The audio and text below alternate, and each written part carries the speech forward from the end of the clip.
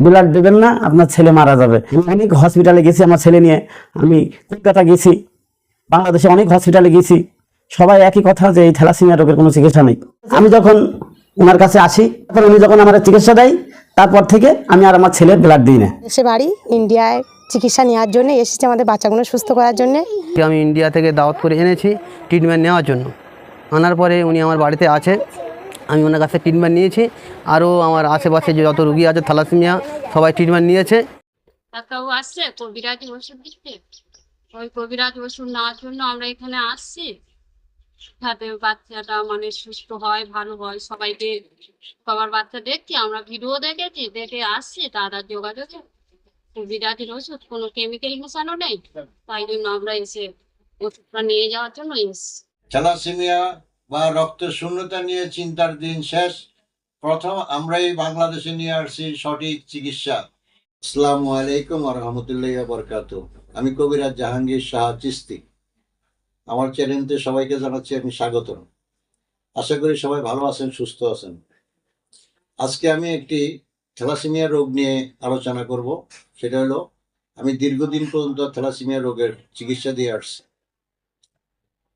আমি যে চিকিৎসাটা দিয়ে আসছি এটা সবাই জানে যে থ্যালাসেমিয়া রোগের বাংলাদেশে না শুধু বিশ্বের কোথাও চিকিৎসা নাই। আমি বলি ইনশাআল্লাহ আল্লাহর রহমতে চিকিৎসা আছে, সেটা সঠিকভাবে সেই চিকিৎসাটা করতে হবে। তো কিসের মাধ্যমে আপনি চিকিৎসাটা নেবেন, সেটা হলো, আমি দীর্ঘদিন পর্যন্ত রিসার্চ করেছি গাছগাছরা নিয়ে। সেই গাছগাছরার দ্বারাই আমি থ্যালাসেমিয়া রোগের চিকিৎসা দিচ্ছি। সেই 12 পদের গাছ বা পাতা তরুলতা মিলে আমি একটি ওষুধ তৈরি করি, সেটা হলো লিকুইড।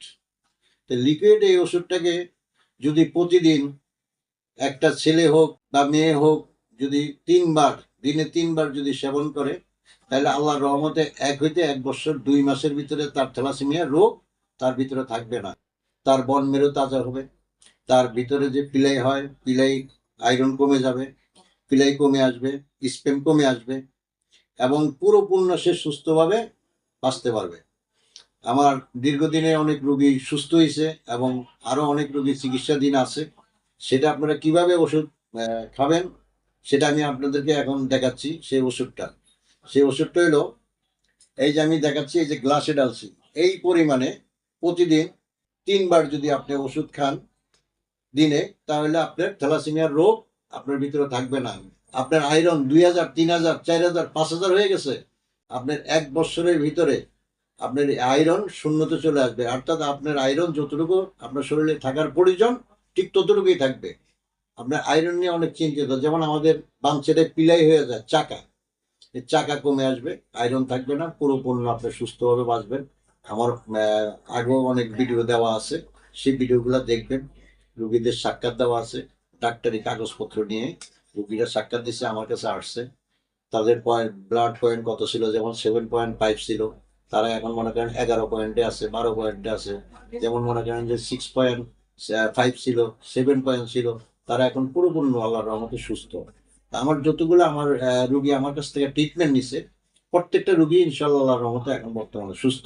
তো আমি এই যে ওষুধটা বানাই, এই 2 লিটারের একটা বোতল, এই ওষুধটাকে আমি তৈরি করি অনেকগুলা গাছগাছরা দিয়ে। এই 2 লিটার একটা বোতল দিই, 15 দিন আপনি 2 লিটারের বোতলটাকে সেবন করবেন।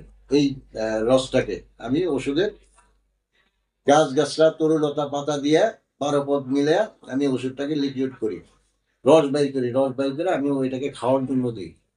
এটা খাইলে ইনশাআল্লাহ আল্লাহর রহমতে আপনারা দীর্ঘদিন 20 বছর, 25 বছর, 30 বছর পর্যন্ত ব্লাড দিয়ে আসছেন, আমার এখানে আসবেন, ইনশাআল্লাহ আল্লাহর রহমতে আপনার ব্লাড দিতে হবে না। প্রতি মাসে আপনার ব্লাড নিজের থেকে বাড়বে, বন মেরু আমাদের তাজা হবে, ফ্রেশ হবে, আপনার ব্লাড বাড়তে শুরু করবে। একটা গাছ যদি মরে যায়, সেই গাছের গোড়ায় যদি আপনি সার দেন, পানি দেন, তাহলে অবশ্যই সেই গাছটাকে তাজা হয়ে দাঁড়ায়।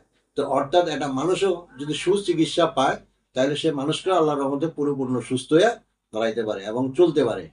আমার কিছু ভিডিও আপনাদের এখানে দিব, আপনি দেখবেন কতটুকু ভালো হয়েছে, কারা কারা ভালো হয়েছে, তাদের কিছু কিছু ভিডিও আমি এখানে দিয়ে দিব ইনশাআল্লাহ আল্লাহর রহমতে।